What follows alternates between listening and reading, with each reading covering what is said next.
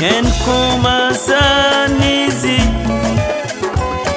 yedidenya ni asi waye angwangwazi yasiziu eusi ofrihena niyem ozido achezi Israel kwenyine oda uyeye Beshiraeno Israel kwenyine adunyamye oda uyeye yen kumasanizi yedidenya ni asi waye angwangwazi yasiziu eusi ofrihena niyem yena niyem ozido achezi nyamye Israel kwenyine nyamye oda uyeyezi Weshiraeno Israel oda uyeyezi ochesunyankupon okayenu denina onfa ahutokron odumena kumenda okrahena adum Ojahen kotochim na obahen musu sesena dabasu obahen musu na obahen musu nesenyina sesena dabasu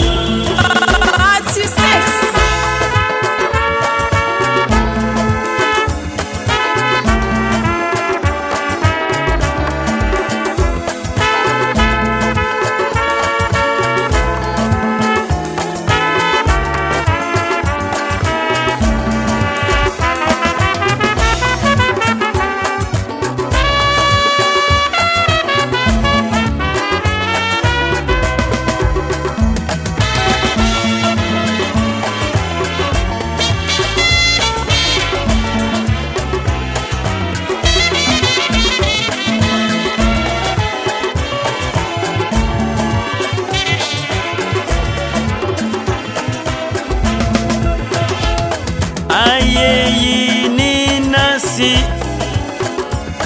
Okenyami surere Nini bakutonu Ninyami sunkoko Okusenyankupon Ninyankupon Sonia sasi sono Sinoti, noti de mafi. Noti.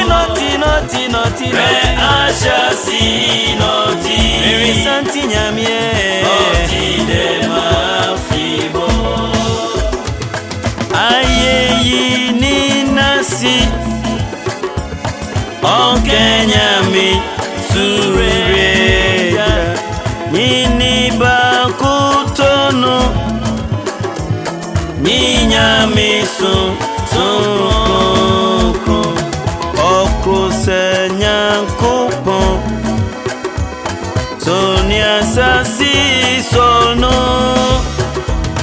Re asha sinoti Noti de mafibo Re asha sinoti Noti de mafibo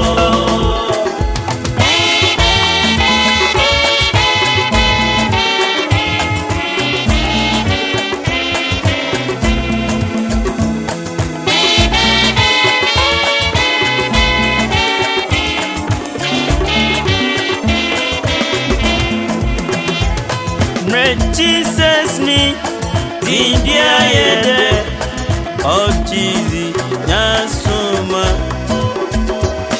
Otunia Yeni yaredu Notuni sro ina Otunia Yeni yaredu Notuni sro ina Otunia Otunia Yeni yaredu Notuni sro ina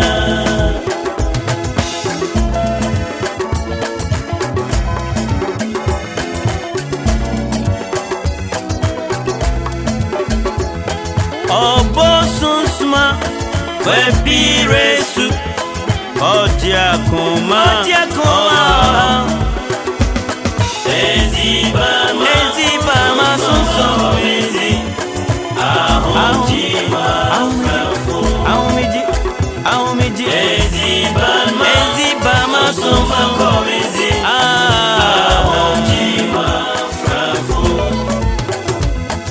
Zinpabuta na motudo Mitemna mosmabia Mejapazi Ambara Adumo Sema Mejapazi Ambara Aduma Sema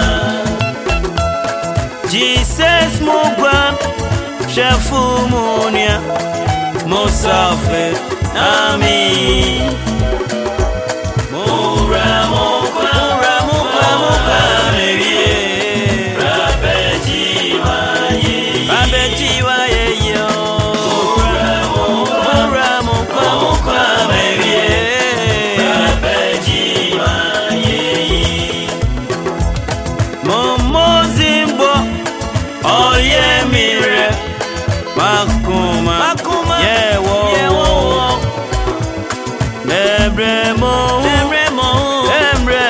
Emremo ti Eyuaye Ebrose Kepim dena Meka wudu Mizinkwa Pietiaba